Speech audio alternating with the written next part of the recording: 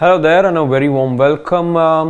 You're watching the morning news wrap with me, Harshit Ahuja. Like we always do here on Sports Today, we bring you the latest stories happening in and around the world of sports. And without further ado, let's just quickly get into what's really happening, because there's news from the world of tennis, there's news from the world of football, and of course, there is plenty coming in from the cricketing world as well. Let's just quickly dive in and see what's making the headlines. First things first, when you talk about the first T20I between New Zealand and India, which is going to be taking place in Ranchi, there was some talk about whether Prithvi Shaw will be playing or not, but Hardik Pandya, the skipper for this particular series, has now dropped a huge hint with regards to his inclusion in the playing 11. And let's just quickly have a look at what Hardik Pandya said at that pre-match press conference. He was asked about Prithvi Shaw's inclusion in the playing 11, and he said that Shuman has done really well, so he will get the opportunity first.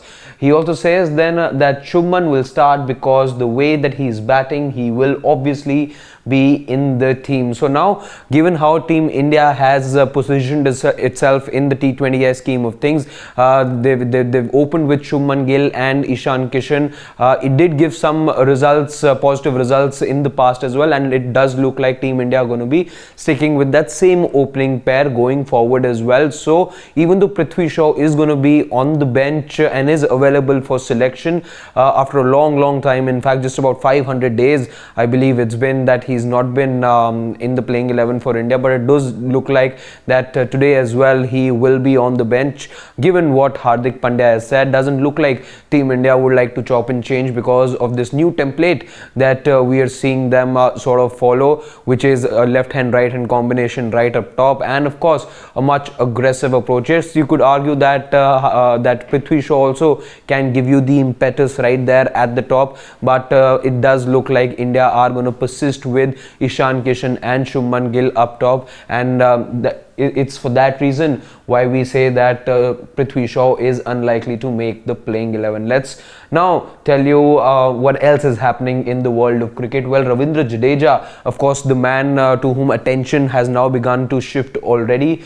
Well, Ravindra Jadeja, as we all know, has been playing against Tamil Nadu in a Ranji Trophy match which started just about a couple of days back. In fact, he's made a good comeback to competitive cricket, one can say, because he's picked up a 7 for as well in the ongoing match. So it's a good comeback for him with the ball. But what about his fitness though? He's in fact declared himself to be fit for the upcoming Australia series. Remember, the squad for the upcoming series against Australia has already been put out, and Ravindra Jadeja, who hasn't played any form of international or competitive cricket over the last 6 months after he got that after he suffered that injury during the Asia Cup, he's been away from the scene. He's made a comeback and he's registered a 7-wicket haul as well on his return. But having said that, he says when he was asked about his fitness levels and how he feels upon his return, he said that of course the first day during the Saurashtra versus Tamil Nadu match, he did feel a little, the body felt a little stiff and it was difficult to move around, but then as the game progressed he felt better about his body, and he feels that he's absolutely fit to be able to take part in that Border Gavaskar Trophy which begins on February the 9th. So he's declared himself fit and he says that he is raring to go. Of course, he also said that when you get a 7-wicket haul as well just after a return to competitive cricket, that makes you feel a lot better and that boosts your confidence as well. That's what he said when he was asked about how he feels to be making this return. What else then? Well, we've got to be talking about Sarfaraz Khan here, because when you talk about the Border Gavaskar Trophy, remember he wasn't drafted in India's squad for that particular series, and there's of course a lot of hue and cry. There's a lot being said about him not being included, but now finally a selector's broken silence about why Sarfaraz was indeed not selected. Sridharan Charath, one of the Indian selectors, has gone ahead and said, and he's talking about Sarfaraz here, he says that he's certainly on our radar. In due course, he will get his due.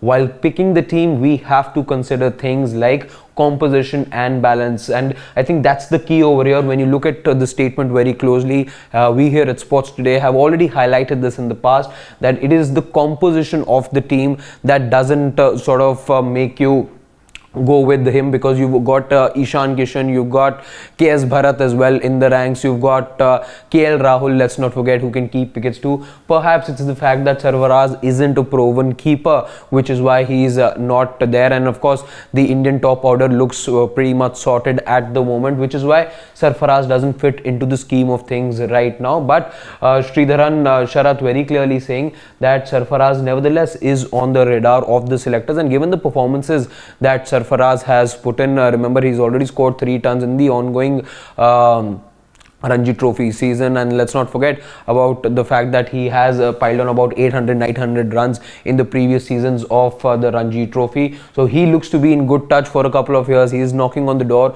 but for now Sarfaraz will have to wait. That's what Sridharan Sharath has had to say. Shifting our focus now to tennis, where Sania Mirza played her last Grand Slam match. She of course has now bid adieu to Grand Slam career. Remember, she has already said that she will be hanging her boots next month, but as far as a Grand Slam career is concerned, well, it didn't really end on a happy note for her, but nevertheless she does have a lot of good memories, especially in Australia. And after the match she got really emotional while making her post-match speech. She was greeted with a lot of cheers and a lot of an ovation at the Rod Laver Arena, which she says is a very is a place and a stadium which is very close to her heart. And in that post-match comments, one of the things that she said was that my professional career started in Melbourne and I couldn't think of a better arena to finish my Grand Slam career at. That's what she had to say. Her son, remember, was there in the semi-finals. He was there this morning as well when the match took place, and Sania Mirza was extremely proud that she could play the match in front of her son, and she was in fact mighty proud as well of whatever she's achieved over the last 18 years of her professional career. Sania Mirza, just talking about the scoreline though, as to how the match played out.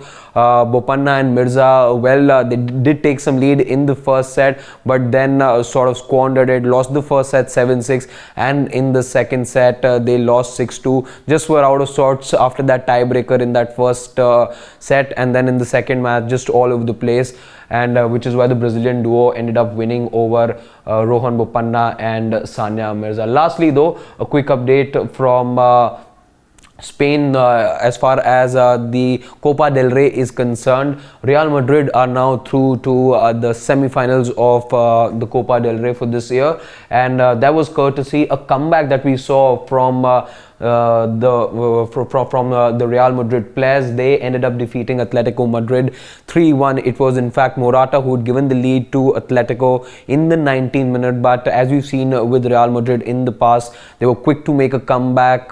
Yes, there were a few chances squandered here and there, but the match had to be taken into extra time, which is where we saw the turnaround take place, with Benzema scoring one of the 2 goals that were scored in extra time, the second one being scored by Vinicius Junior. So Real Madrid on their way to the semi-final of the Copa del Rey. That's all we had on this morning wrap for you. We hope you liked this video. My name is Harshit Ahuja. Thank you so much, and in case you haven't already, do like, share and subscribe to Sports Day, because we're going to be filling you up with everything happening in and around the world of sport. Thank you so much.